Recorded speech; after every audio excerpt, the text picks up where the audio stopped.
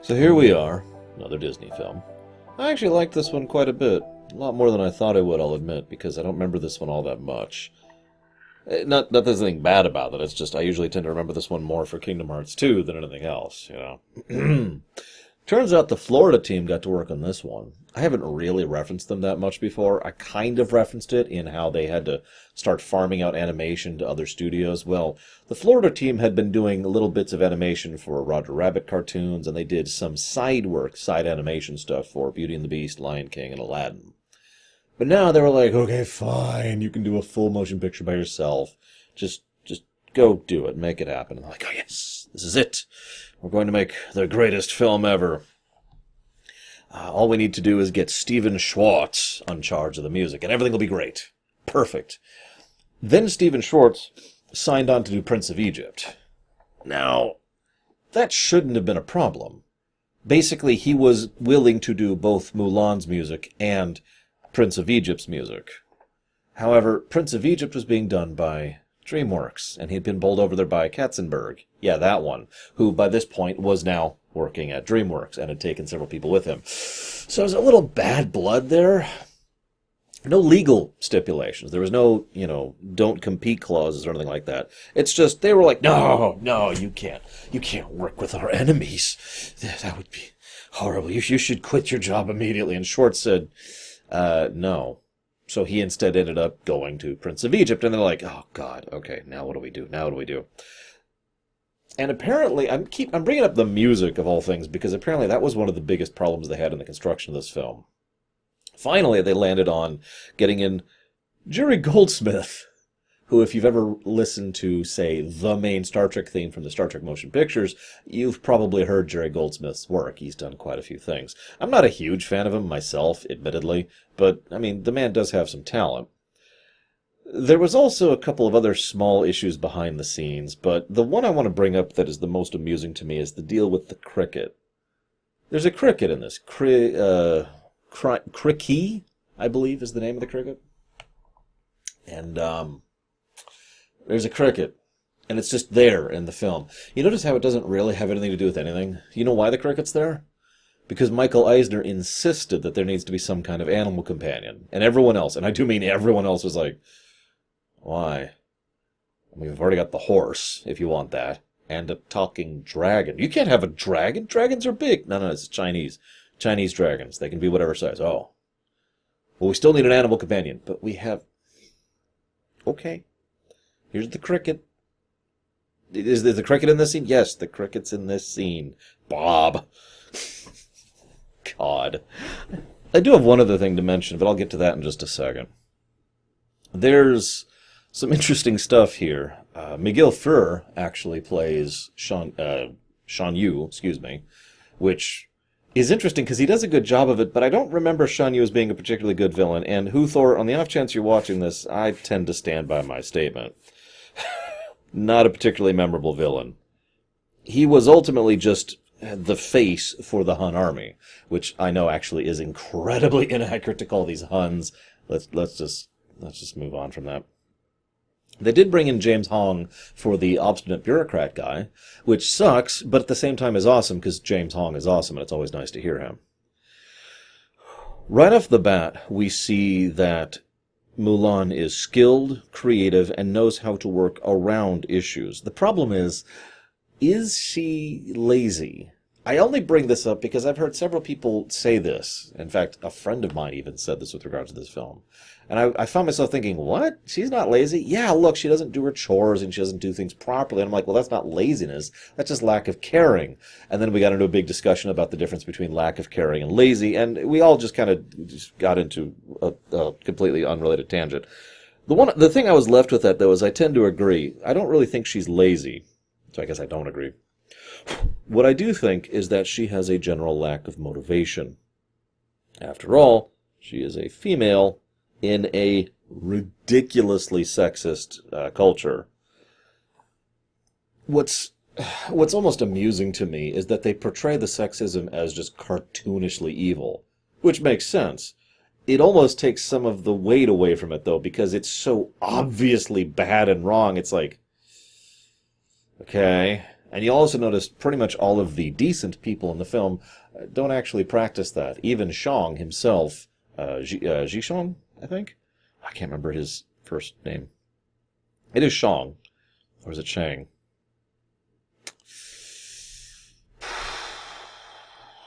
I'm going to go with Shang. That's what my mind is telling me. Shang is someone who, at the height of decency, doesn't murder her for the horrible crime of the fact that she just saved all of China and the emperor and him personally. Oh, and she happens to be female. That's the height of decency. That's how bad the whole gender bias thing is at this point culturally. It's pretty bad. Anyways, so we see that she's very skilled, and the song comes across, "Honor to Us All." Now, this is a funny one, because almost throughout the entire song, they bring up all these superficial features, that you have to be this, and you have to be that, and you have to be that. Later on, there's another song, which is done as kind of a light rejoinder of this song. I forget the name of it. It's a lady back home, a lady worth fighting for. And they all bring up, like, she's got to be quiet, and she's got to be pretty, and she's got to be pretty, and she's got to be pretty. In fact, one of the quotes I wrote down word for word was, "a perfect porcelain doll." During the sequence, of course, we are introduced to our main character, as you tend to do. In this case, showcasing that she does have a brain on her, since she looks at the two people's board game and is like, "Why don't you do this?" Ah! I don't know if that was an amazing move or not, but that is the way it's being portrayed. Once again, emphasizing her intellect and creativity. So, we also see her motivation here. She wants to please her father. So then she goes in to be approved by the matchmaker, which probably would have gone okay, if not for the cricket. I'm sorry to point that out. It's actually amusing to me that the cricket is so singularly responsible for so much going wrong in that scene. Which, of course, remember, the only reason the cricket's there is because the grandmother insisted on it, not Mulan. So, make of that what you will. Then they play the song Reflection. There's a lot of a motif of reflections in this film, in a fairly obvious ways for the most part. But this first and most obvious motif is that Christina Aguilera needs to start her career.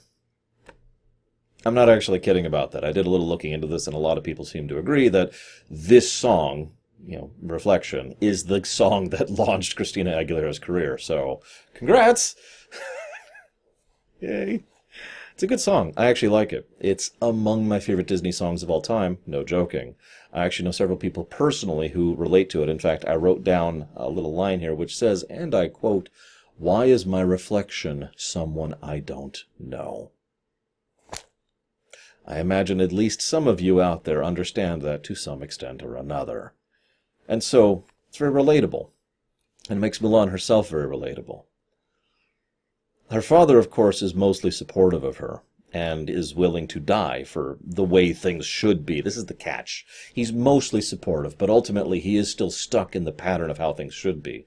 It's clear based on the way they present him that he doesn't like it, but he still has to do it. And that should sound familiar, because that's not exactly the first time a father of the princess has been someone who is not exactly happy with the way things are, but enforces it nonetheless. The most obvious example being the Sultan, and with Jasmine back in Aladdin. Anywho. There's several scenes which have minimal dialogue. This was done on purpose, but by complete accident. So here's what happened. Originally, the scene where she cuts her hair and all that was done as a song. It was a musical number. And then it just didn't work. So instead they did another musical accompaniment, which had no lyrics. And then they looked at it like, okay, now we have to write dialogue for this. Pause. This works really well without dialogue. And so it was done without dialogue. And it does work very well. And of course, once again, the reflection motif there. This leads to magic. So I've been keeping track of the amount of magic in each of these films, as I think I've talked about a few times. This film is actually almost completely devoid of magic, except for the fact that there's a talking dragon and ancestors which are actually, active and can talk, and yeah. So Mushu gets up. Now, can I just say it was nice to hear George Takei again. George Takei. I know that one. I know how to pronounce that one. Seeing George Takei was good. Hearing, I should say, him was good. And they kind of do this tint where Mushu is comedic and comical and funny by making him an asshole. Now, I'm going to go ahead and say something a little bit possibly unpopular. I don't actually care for Mushu at all. He screws things up constantly. In fact, he is the specific reason why the big climactic fight in the snow happens. Because he happened to accidentally set off a firework. Good job. But the real thing that pisses me off about him isn't the fact that he's the, whoops, I made everything worse for everyone person. It's the fact that the approach to comedy with him is almost entirely the approach of, whoops, slapstick, which I'm not fond of. And the fact that he is singularly selfish and a liar. There are multiple scenes where he just makes things worse by continuing to lie. I don't even mean the big lie about the fact that he's completely in this for himself. I mean the fact, a good example is when Mulan is trying to come up with a fake name, which she didn't come up with for some reason, even though her intellect is supposed to be one of her defining points, and he just starts feeding her random names as jokes. Like, yeah, no. He grated on me the entire thing, and that's a shame, because I'm actually a big fan of Eddie Murphy, and that didn't work out at all for me. Anyways, I would comment on how he's a nice parallel, because he doesn't fit, because of, blah, blah, blah, but the problem is, he's not really a good parallel to Mulan. She is an intelligent, insightful person who, through no circumstance of her own, is derided and reviled because of how she was born. He's a jackass who's a screw-up, who hates it and constantly wants to venerate himself. She's someone who does the best she can and screws up occasionally and wants to do the best she can for her family. Anyways, honestly, if you just him entirely from the film, I actually think it would be a better film. And there'd be no magic in it, which would be arguably the first time since there was the gargoyles thing in Hunchback of Notre Dame. Tarzan might be the first real no magic one. Huh. We'll see when we get there. So, this is when Mushu gives lots and lots of bad advice to Mulan. First of all, rather than reaching out to her and saying, hey, I'm kind of a screw-up too, but maybe we can help each other, he just lies because it's funny. And then, of course, he gives her really bad advice because apparently he's been watching too much Star Trek and thinks that male equals Klingon. I don't blame him. He's been talking to George Takei. Now, this also leads to something I find very funny. Now, I'm going to mispronounce this, but Harvey Fierstein? I suck at these names, and I do apologize. He plays Yao. That got me. That was pretty funny. I like that. Fierstein?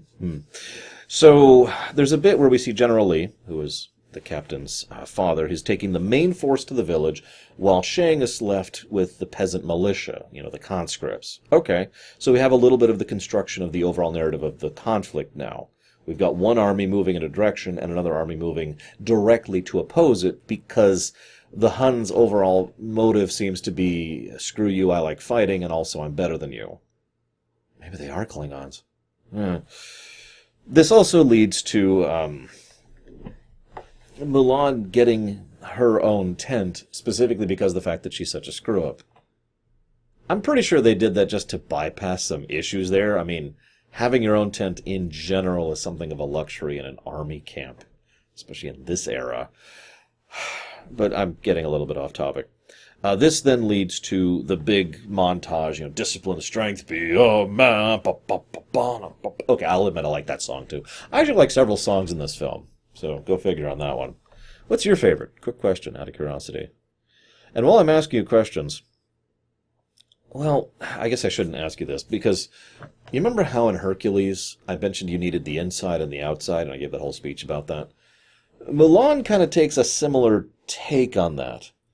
Mulan has the inside already, but the inside in this case is a bit of drive and will.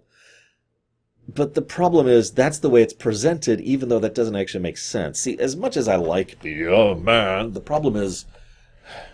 Oh, and by the way, I should point out that as a male, I'm probably biased on this one. But I do have to admit that the it portrays it as if she manages to succeed because she sticks it through, but that's not really true, is it? She manages to succeed because she uses her frickin' head. As mentioned before, the intellect and the creativity, that is what actually managed to get her to succeed, and then all of a sudden the montage shows all of them getting much better at training. All that tells us is that she's smart and that Shang is a good trainer. Now that's fine, but you can tell how the tone of it and the presentation of it tries to give a different message than what's actually being shown. It's very, very conflicting. This is what I was going to ask your thoughts on. What do you think about that, and what do you think they were going for? Do you think there was a disagreement behind the set? I couldn't find any info on this. I did a little looking, and I came up with nothing. So whatever. Moving on. This also leads to about 45 minutes, which is the first point at which she starts to make eyes at him. Now I'm going to go and say something. You know one of the reasons I like Mulan so much? There's barely any romance in it. I know. You're just thinking, ugh, Lore, hear me out. Okay, please. I don't mind romance in my fiction. I mind bad romance in my fiction. Now, Disney kind of goes back and forth in the quality. But as I've been complaining about every single one of these videos so far, they like to have the, hi, I'm a male, hi, I'm a female, mwah, thing going on a little bit too much. You know, love at first sight, we just met. And it's just irritating to me. Especially since it's usually portrayed as true love. Here, she's kind of crushing on him because he's a decent guy and very attractive. Okay, I'm with that. And later on, he crushes back because he finds out she's female, and she's competent and smart and can keep up with him. Okay, I'm actually with that. So it's like the very beginning of courtship. Cool, that makes sense. I'm completely with that. Anyways, so, let's see here. Yes, now this is probably the best part of the entire film, in my opinion. So what happens is we have the skinny dipping scene. Hear me out. Because this, at first I was irritated. It's like, why is this scene? And then I started thinking about it, I was like, oh. So what they do is they have the skinny dipping scene, which is, oh, ha, ha, ha, she's almost screwing everything up, and, you know, naked men are gross, blah, blah, blah, blah, blah. She also even makes the comment, I never want to see a naked man again, and then all the naked men run by her. It's okay, we're all guys, right? It's okay, Mulan, I don't want to see naked men either, weirdly enough. So, haha, that's funny. And then we see a bit where, oh no, the actual antagonist of the film, which is James Hong's character, I can't even think of the character's name, you know, the counselor. It's like, I'm going to give a horrible report and you're going to be screwed forever. Like, well, okay. And then there's a zany scheme by Mushu. I'm going to make up a big lie because lying's always awesome. And this big lie is going to be that, oh my gosh, we need troops, holy crap. We're being taken in the past. Okay, and so he hits the thing, and there's antics, and there's wittiness, and there's wackiness, and then there's a song, a lighthearted song, which again is a bit of a repriser in terms of tonality from the whole, you know, they'll bring honest at all. I just want a woman who's super hot and doesn't have a brain. You know, that whole song, because these guys are morons apparently. Although I like Shin Po's thing. I don't care about anything other than how well she cooks. Of course, he's also apparently really strong. Maybe he's secretly Pandaren.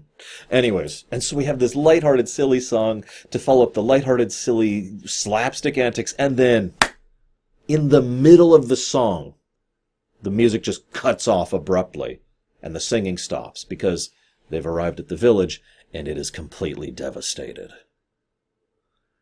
This is why this is my favorite part of the film. The build-up is necessary to then completely just downshift, to utterly and totally change the tone, shift the tone of the work drastically and violently into showing the actual severity of the threat. If you've been paying attention, up until now, the greatest obstacle that has been overcome is the counselor, who's a cartoonish baboon. Not literally. I know it's Disney, I have to clarify. Now, we see the real threat, which is the Huns, and Shan Yu, and what they can do. And I'm not the only one who caught the fact that they imply, though not state outright, the fact that they murder children, in addition to everything. At the very least, the one child where they took the doll from. And, of course, then, in case that wasn't horrible enough for you, they go one more ledge, and they see what's left of their army. That's the regulars. That's the actual military down there with, equipment and backing, supplies, resources, training. That's the formal military. You know what these guys are? These are the militia. They were in the middle of a war and they pulled up a peasant levy and said, let's go. That's what these guys are. That's the regulars. They're super dead. Small note, by the way. Shang goes over. I really hope I'm saying that right. The captain goes over and, puts a small little shrine to his father. He doesn't say anything. But Mulan goes over and just gives a quick, I'm sorry. And he appreciates that. It's a really small touch, but I do like that. There are small touches that kind of help to make him a better character than he otherwise would be. So then they keep going up the pass. Mushu nearly gets them killed. I already referenced that. And this is interesting, because what happens next is they have to fight. So they retreat, and then they pull out their cannons, the firework cannons, and then start aiming them. Now, this is a nice point and wonderfully done. They're not ineffective. In fact, they successfully managed to take out quite a few enemy units with it. The problem is they have only so many of those, and they are hopelessly outnumbered. And we see just a tide of cavalry coming over the ridge, coming over the ridge. And it is terrifying, as it should be. It's not quite to the level of, say, the Lion King's Stampede, but it's kind of approaching that same idea. And you can see how that animation software is once again being displayed. Actually, this is a new version of it. This is an iteration on that. I think they called it the Attila engine. But anyways, point being, whoosh, oh God. And that's kind of a nice point, because these men are skilled. These men and women are skilled. They did actually get their training right. They were actually, a decent fighting unit. It's just they're one tiny little fighting unit against that. This is, of course, when Mulan starts to show her talents, creativity, and intellect. And she starts the avalanche. Now, quick aside, by the way, you'll notice that she sees the way to make the avalanche happen by looking at a reflection in the sword. Nice touch. Anyways, so she starts the avalanche, and somehow quite a few people survive that. I used to live at the base of the Rockies, and I have traveled into the Rockies several times, which is, for those who don't know, it's a mountain chain here in the United States. And I actually had to undergo several lessons and classes and seminars on safety. One of the things I've never forgotten, and I was actually kind of a young child at the time, but one of the things I've never forgotten is if you have the chance to see an avalanche coming, it's over. The best you can do is try to ride it out and pray. It is going to overwhelm you. And I've never forgotten that. I know that's not 100% universally true, but yikes. Anyways, so she's a hero. She saved them. She defeated them. Everything's awesome. Shin Po managed to lift a horse and 2 people by himself. And they try to kill her. That's cute. It takes till the 1 hour and 3 minute mark until Mushu finally admits the truth to Mulan. About friggin' time. And also the cricket admits he's not really a lucky cricket. If you don't get it, there was a thing that crickets were lucky. Anyways, let's move on. For some reason, all of the elite Huns actually survived. I guess that makes sense. They had more HP, so that's logical. This then leads to them deciding we're going to go to the palace and we're going to go to the Imperial City and we're going to screw things up, even though I don't think the Imperial City should have been there at this point in history. But whatever, we're already screwing the history line all over the place. It's not a timeline anymore. It's a history line. It's a different thing. It's a lot vaguer. And she goes to Shang, who for some reason doesn't believe her.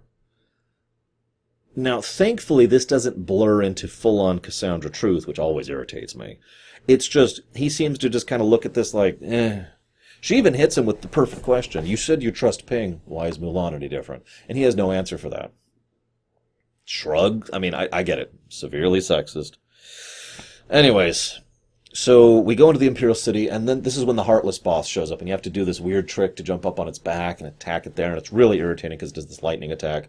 But thankfully, even though the crew, after the Huns reveal themselves, are like, oh, we're just going to brute force our way through the door, she's like, I've got an idea, and rushes off. And they look at each other, yep, yeah, we're going with her. I do find that highly amusing. It's probably one of the most obvious metaphors in the film. They're literally trying to brute force the door, and then Mulan has an idea, so they follow Mulan. Yeah. So then the Be a Man prize plays as they dress up as the ugly concubines, which is absolutely hysterical, I will admit. Mostly because of the way that they just embrace it wholeheartedly. Just, yep, be a man. Yeah, we're going to do this. And Shang comes over, of course. So then Shan Yu curb stomps Shang, just crushes him in a fight. Now this is important because it kind of shows how much of a deadly one-on-one fighter he is. And that's important because Mulan has no chance. There is no way she can take him on one-on-one. She is utterly, thoroughly outmatched. Yeah, I know, we're starting to get a little heavy-handed with it at this point, because then she gets creative. By the way, that little fan disarm, that's actually a real thing. As soon as I saw it, I was like, oh, hey, I've seen someone do that in real life. Anyways, so he goes off. He gets exploded into a million pieces. The good news is they'll probably find bits of him for days. And this then leads to Pat Morita showing up as the Emperor. Good job. Good acting choice. I think he works well for it. Why does she decline the council position? I know in the original story she declined because she hadn't been revealed as a woman and she didn't want to be revealed as a woman, but why does she decline it here? Ignoring the incredibly huge implications of the fact that she, a female, has just been offered a council position. There's also the fact that this could be the beginning of an entire cultural revolution, since the Emperor himself was willing to accept a female into his cabinet. And she's fit for the job because her brain is her main asset. Why does she say no? There's no explanation for this. It's actually kind of irritating. The only reason, I'll go and tell you this. The only reason she goes home is because that's what happened in the original story. She says no because that's what happened in the original story. It's just the reasons for that don't exist anymore. They didn't think it through. That being said, I do like the ending. It's a nice little heartwarming ending because she goes home and there's her father. And she offers him the sword and the medal. And all he gives a damn about is his daughter. We saw signs of this early on. Again, the whole well-meaning father thing. He may want to uphold the traditions, but at his heart, he cares about that person, her, more than all the rest of the things. And she's, oh, thank God you're here. Thank the ancestors. And then Shang shows up and extremely awkwardly is like, hey, can I stay for dinner? You can stay forever. Let's do dinner first. And then, yay, Mushu gets to be a real thing, I guess. I don't care. Good film, honestly. I still think that Mushu should have been just kind of entirely. But regardless of that, I do think this is a good film and it was worth watching. Now, I'm a little nervous about the next one. I've only seen Tarzan once, ever. So this will be my second time viewing it. It is by far the least viewed of the films that I've gone through so far. I've seen Mulan several times prior to this viewing. And I think Hunchback was the other least viewed one. So, yeah, this will be interesting. I hope you've enjoyed my thoughts as always. See you next time, guys.